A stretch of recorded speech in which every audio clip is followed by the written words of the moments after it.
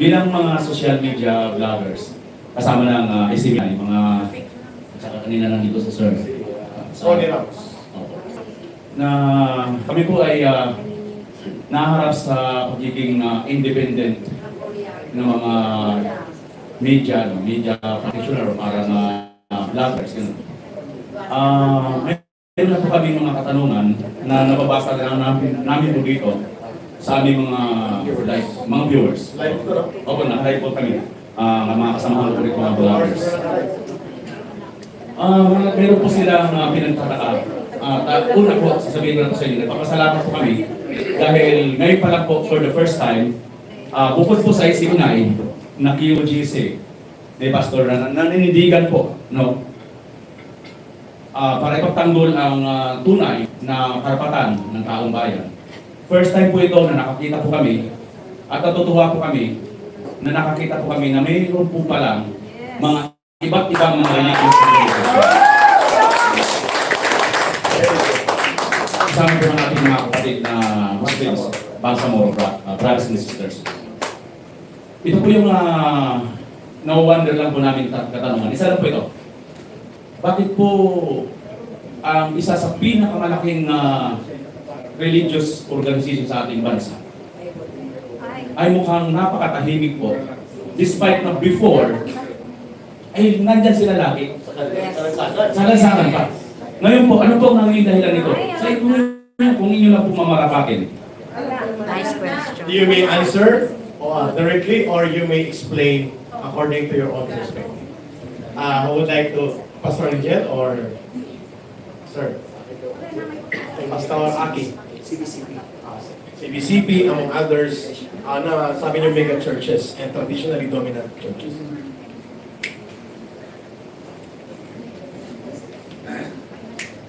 Okay, bago ko sagutin yan, at ako muna ay babati sa lahat na God day to everyone. God day to everyone. Araw ng Panginoon. At I believe na tayong lahat na narito ay pinag-isa ng Panginoon with one mind, one heart, and one goal. Ang gusto lang natin talaga ay manatili at patuloy yung peace and order sa ating bansa. Ay nakakampante tayo.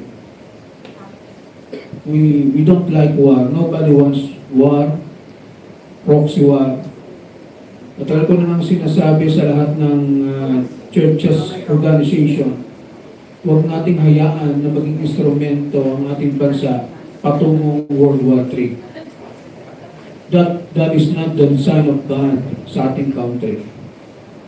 Ang gusto ng Panginoon ay maging sending nation na ang ating bansa darating ang panahon.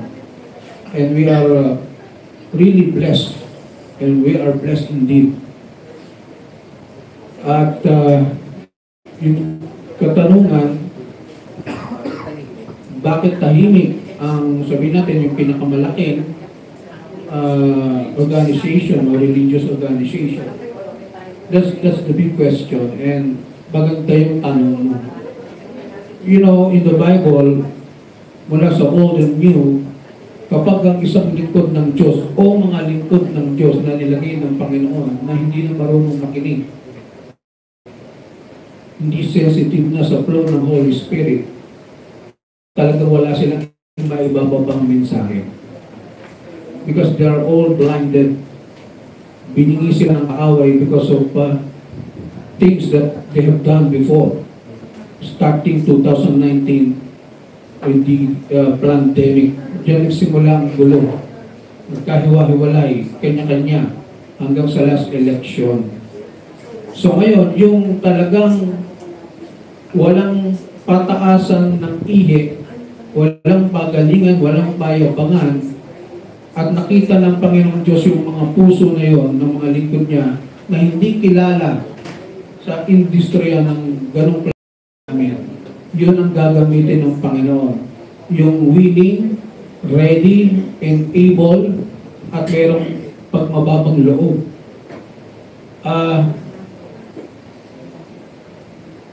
Ang gusto lang ng Panginoon sa atin, magkaroon ng ng Great Revival.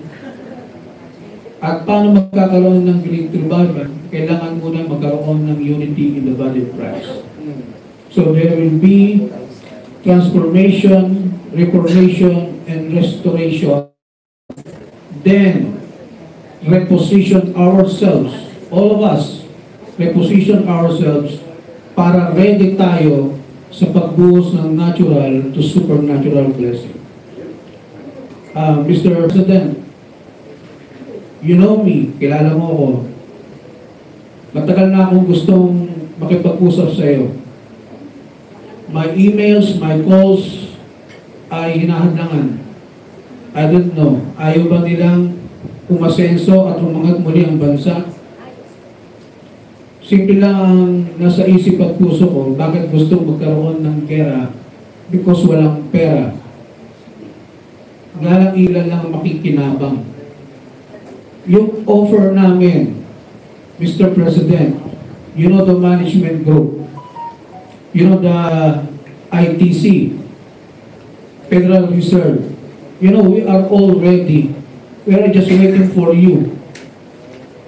Matulungan ka, matulungan din ang ating bansa at walang magiging civil war o proxy war hanggang papuntang World War III.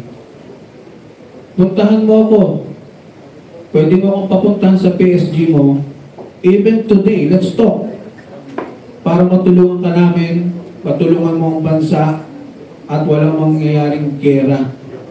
Mr. President, thank you so much. Thank you. Thank you. Salamat ha. Sa sagot ng tanong nyo, hindi interes ng malalaking simbahan ngayon ang bumangga sa isang sitwasyon na nakikinabang siya sobra-sobra. Yan ang ibig sabihin doon eh. Ayaw nilang baguhin ang kalagayan na may sobrang pakinabang sila dahil nga kung babanggain nila, hindi na nila mapapakinabangan yung advantage na yun sa political accommodation na yun. Nasa message na yun eh. Pangalawa, binanggit niya, mas maganda kung ang inisyatiba sa pagpupuna mula sa mga God's people ay manggagaling sa ordinaryong leaders. Mga grassroots churches, independent churches, na direktang nakakaugnay ng taong bayan. At nabubuhay ang simbahan nila ng payak at simple sa hanay ng ordinaryong mamamayan.